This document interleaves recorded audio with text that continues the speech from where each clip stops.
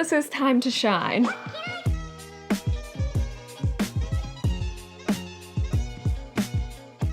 Hey guys, welcome back. So here we are, the long-awaited sequel to It Ends With Us has been released. If you haven't read It Ends With Us, I do have a spoiler talk on this book if you do want to get caught up. If not, let's continue. So this is the spoiler talk for It Starts With Us. And hey, you should probably subscribe. I release new videos every Monday. You can also check out my Instagram for shorter reviews and recommendations.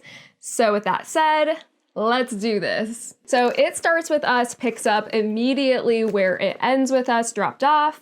In the ending of It Ends With Us, Lily and Atlas ran into each other on the street. They exchanged promises of exploring where their relationship could go. So Lily is now a single woman after ending an abusive marriage, and she has an almost 1-year-old child. This book is published almost 6 years after the first. Originally, Colleen Hoover had said she had no intention of writing a sequel, but you know, you gotta give the people what they want, and people demanded the second book. And in the author note at the beginning, she did promise a lighter reading experience in the first book, which if you don't know, the first book centered around domestic violence. It was graphic-ish, but to be honest, I've read books that are even more graphic. So personally, I wasn't too shocked when I was reading it, but obviously at the same time, it's not something I want to particularly read about. So I was happy to know that with this book, it was expected to be lighter. So as I said, with the first book, it ended with promises of a potential relationship, starting with Lily and Atlas. They were each other's first loves from back when they were teenagers. So in this book, we have a dual point of view from both Atlas and Lily, which alternates every other chapter. And I love dual point of view books, so I was very pleased by that. My initial thoughts when I was reading this book, though, was it was a little boring. So to be honest, I didn't feel like a lot happened in the book. It felt like it was just a lot of recap from the first one. So also, if you didn't read the first book, because of all of the recap that's in this second book, I don't feel like you needed to read the first one to actually understand what was happening in the sequel. If I could do it again, I would probably skip the first one and only read the second one. I mean, if you read the first one and you were just really craving about reading about Lily and Atlas finally being together, then the second book would be good for you. But honestly, after I read the first and then after I did my spoiler talk on it, I pretty much forgot what happened in the book. Like, I kind of just forgot it existed until I got all of this recap in the second book. And I was like, oh yeah, that did happen in the first book, didn't it? Like, oh, okay. So basically what I'm trying to say is I enjoyed this after I read it. I remember being like, oh yeah, I liked it, but then I forgot about it. So that's kind of what I'm trying to say. And then the reason I feel like the second one was a bit boring to me was just because Lily and Atlas already knew they liked each other. They already got along. They already knew quite a bit about each other. So book-wise, like, where do we even go from here? Personally, throughout the book, I didn't feel the whole like, oh, you know, like, will they, won't they, that you typically get with like characters who are like romantically pursuing each other.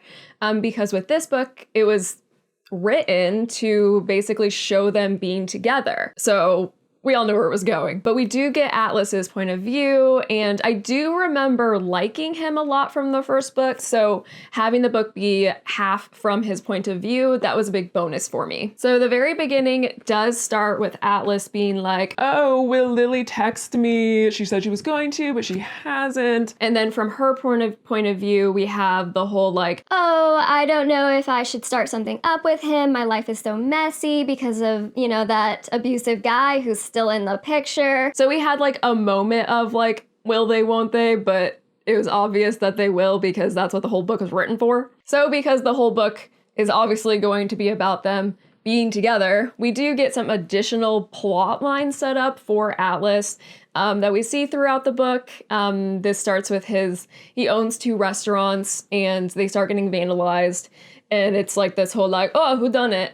And he has like a resurfacing of his mother, whom he hasn't seen in like 13 years. So she just pops back up and, drama for him. And then to set up Lily's life, she's running her flower shop and, she's taking care of her kid. And she has this whole internal dilemma of like, should I pursue things with Atlas? That'll make my life even more complicated. So in the first point of view chapter we get from her, she says she needs to consult with the only woman who she's ever felt she can talk to.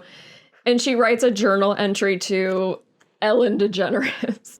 Like, when this came up, I was like, we're doing this. We're continuing this Ellen DeGeneres journal entries. I said in my last video that the whole Ellen thing, I didn't think aged well. And now here we are in 2022, still making these references. Like, I know she did it in the first book, so for like continuation's sake, it makes sense to also do this in this new book. But like Ellen DeGeneres, like I just can't. So we get like a 5-page journal entry where Lily is describing to Ellen everything that's happened. Basically, like I said, it's just complete recap of what happened in the first book. So I read 3 books by Colleen Hoover now, these 2 and Reminders of Him. And it seems like she uses these like journal entries / like letters as her own like storytelling method. It's just kind of like this big like information dump. And I've never really read any other authors where they consistently use this method. So I was initially surprised that she did it again, but then I was like, well, maybe that's just her style. Like I remember, so I read Reminders of Him. That was my first Colleen Hoover book I ever read. And I think it was letters that she wrote to her dead boyfriend. And I remember being like, oh, that's kind of fun. That's kind of fun. That's kind of like a creative way to give me like their past and everything. I was like, oh, okay, interesting. And then it happened again with It Ends With Us. And then it happened again with It Starts With Us. I don't know. It feels information dumpy to me. And it just kind of feels like a way to like avoid dialogue, like the 2 characters like discussing these things with each other or like having an internal dialogue about these things. I don't know how I feel about it. I don't know if I like it or if I dislike it. It's just very like obvious to me. So Lily is conflicted because things with her and Ryle are weird. They're co-parenting. They have a custody arrangement where he gets the kid basically whenever he's just not working. But he's not allowed to have her overnight because Lily doesn't trust him because, he's violent. And he keeps trying to, like, weasel his way back into being with Lily. Like, he still has a key to her apartment and he'll just let himself in, which is so weird. And it's so like much of like overstepping boundaries. I can't even. And he keeps gaslighting her and like telling her things would be so much easier if they were just together. And he's like, what are we doing, Lily? And he's like talking about how he's changed. Like, I don't know. I really did feel for Lily. Like, I can't imagine having to be this close to her like abuser, seeing him every single day because they share a child and he keeps letting himself into her apartments. But then at the same time, she chose not to disclose everything that had happened between them in court for the custody arrangement. So basically now she's just stuck with him because of the kid and sharing custody, and it's just messy, messy, messy. And Ryle won't take the hint, and basically like Lily keeps questioning herself, being like, oh, maybe he has changed, maybe it would be easier. So she literally has to keep a list of every bad thing that he's done to her so that she can just keep referring back to it. And so she reads the list, and so we get to read it. So again, just recap of what happened in the first book, just a step-by-step list of the different ways that he abused her. So Ryle's trying to weasel his way back in. He won't take a hint. And then he gets, pissy at these random moments. Like she asked for her apartment key back, and Like, it just goes back to him in the first book. Like, he just throws every normal conversation or discussion into, like, a shitstorm, and it's just unhinged. So annoying that he's not just, like, cut out. Moving on, Atlas convinces Lily to go on a date with him, so they do, sort of. Lily falls asleep in the car on the drive, and basically Atlas spends the whole date reading her teenage journal that she gave him so that he can see like their teenage years from her point of view. So again, we reread these journal passages that we already read in the first book.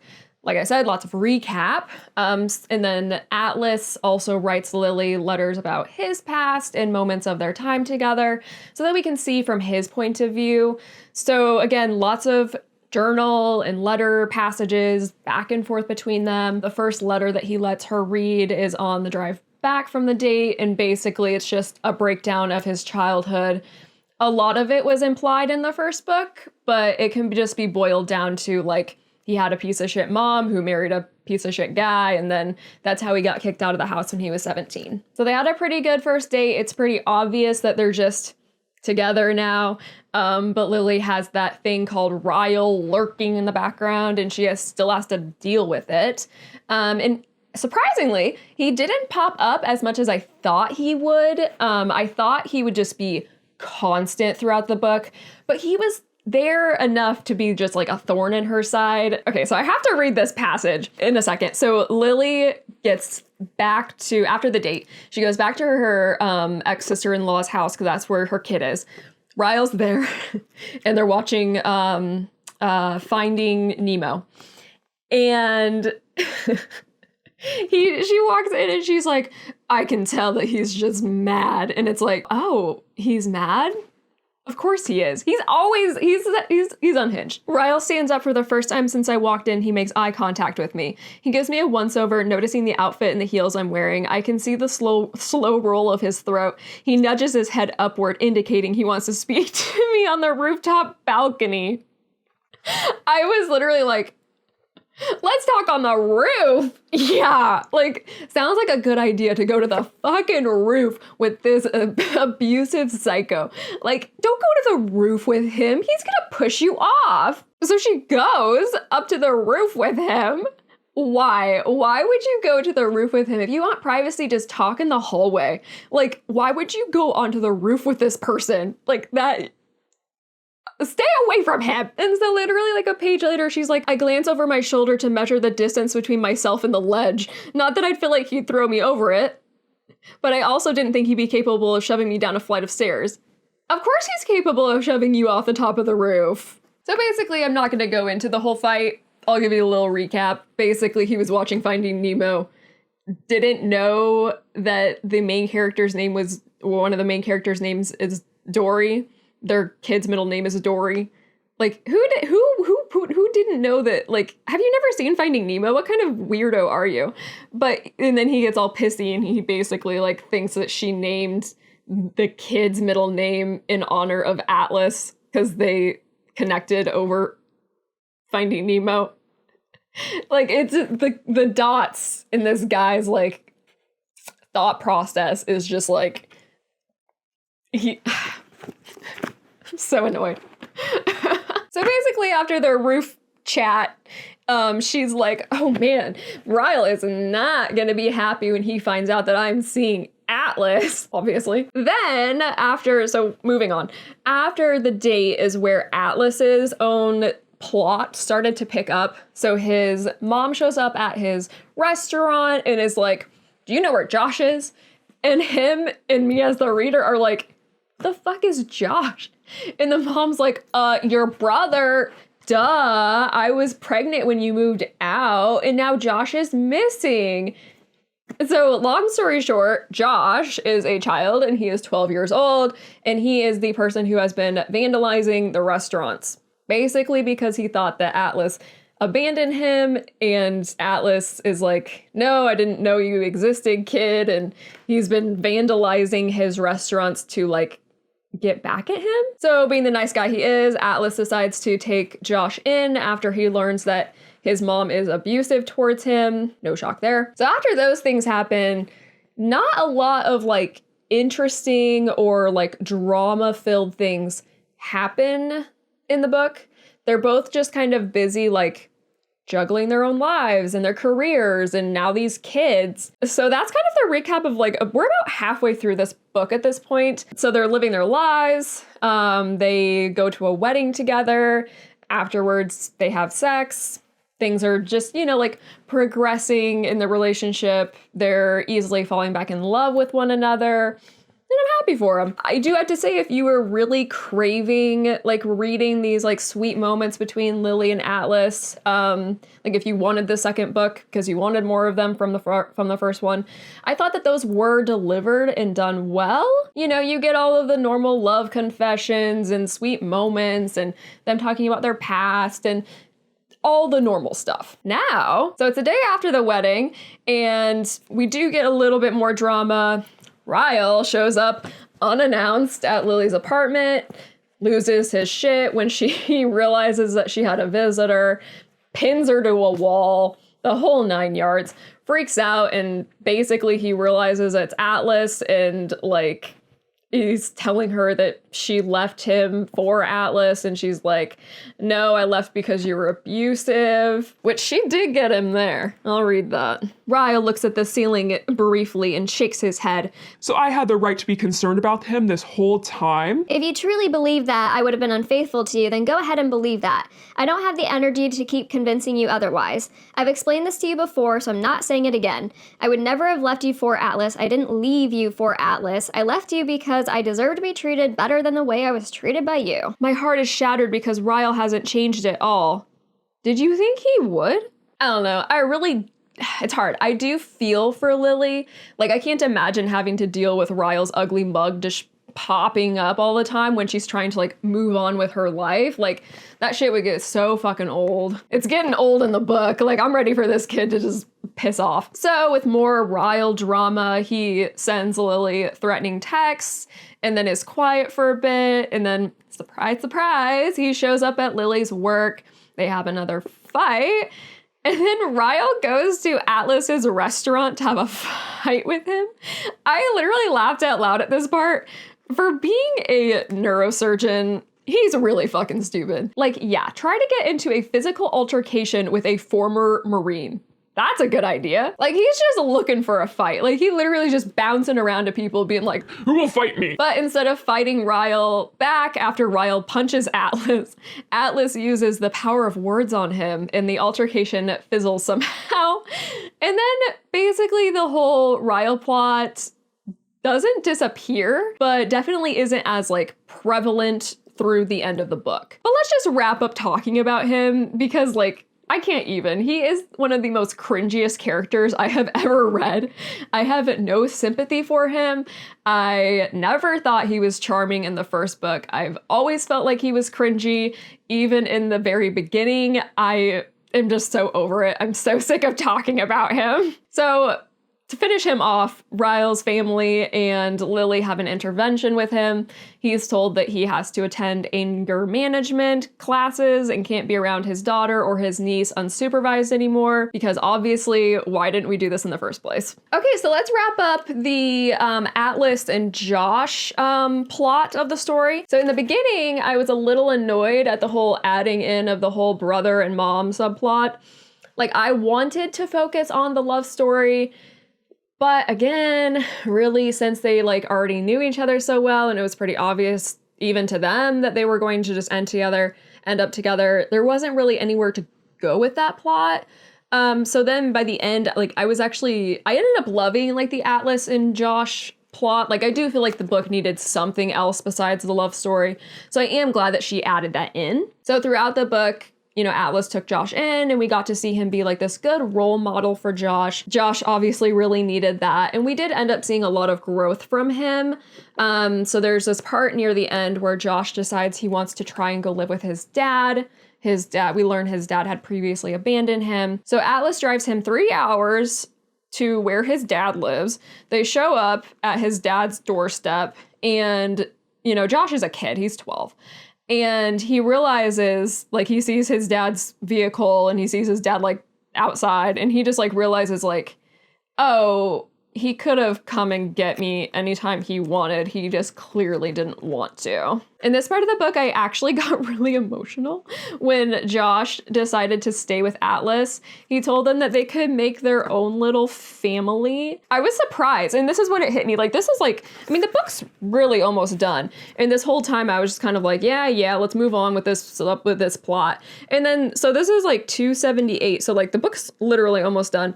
And so like, he said, we get to this point, and then it hit me where I was like, oh, that's been a good plot throughout this book. Basically, Josh has this homework assignment where he has to make like a family tree. And he's struggling with it because like his family's shitty. And so he says like, you know the homework I'm behind on, the family tree? Josh pulls out his seatbelt and begins to fasten it. They never said how big the tree needed to be. I'll just draw a baby seedling. They don't have branches. He pats the dash. Let's go. A seedling, huh? That might work. I can draw a seedling with 2 tiny branches, yours and mine. It just makes me sad. We'll be on our own brand new tiny family tree, one that starts with us. So in that moment, I just really loved the Atlas and Josh plot, like showing that Josh can have a happier future because of Atlas and what Atlas, did for him, like taking him in. And like Atlas talks about like how he hopes that Josh will actually get to feel love in his life, unlike Atlas's childhood where there was no love and he didn't know what love was or what it felt like before he had met Lily when he was a teenager. And I don't know. I do like that part. I do feel like Colleen Hoover does a good job of writing sad characters, and Josh was a very sad character in the beginning, and it just makes me happy that he also got a happy ending and that you got to see growth and that there are higher hopes for his future. So then happy endings all around for our other main characters. Atlas and Lily get engaged, they move in together, and then the 4 of them, Atlas, Lily, Josh, and her kid, Emerson? I think, I don't know. But the 4 of them get to be one happy family, and the book ends with Lily and Atlas getting married. The end. So I do think that I liked this book better than It Ends With Us.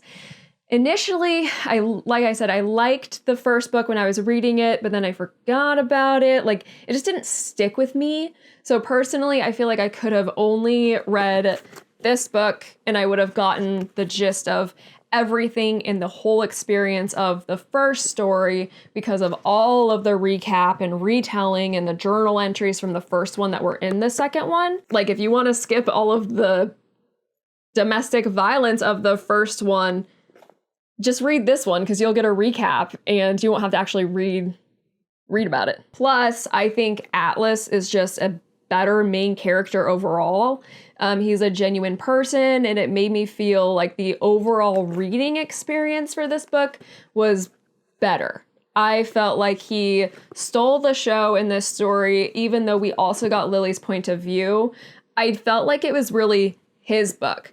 And although I stand by the fact that not a lot happened in this book, like especially drama-wise, I think that this book has a higher reread possibility for me than the first one. The first book is it's not a romance book, but this one was, and I like that better. So there's your spoiler talk. Hopefully I touched on all of the most important plot points, and I hope you enjoyed this video. As always, thank you so much for spending your time with me. I really do love having a space where I can just sit and talk about the things that I read. If you would like to subscribe and spend more time with me, I would really appreciate it. But we'll see you next time. Thanks so much, guys. Bye.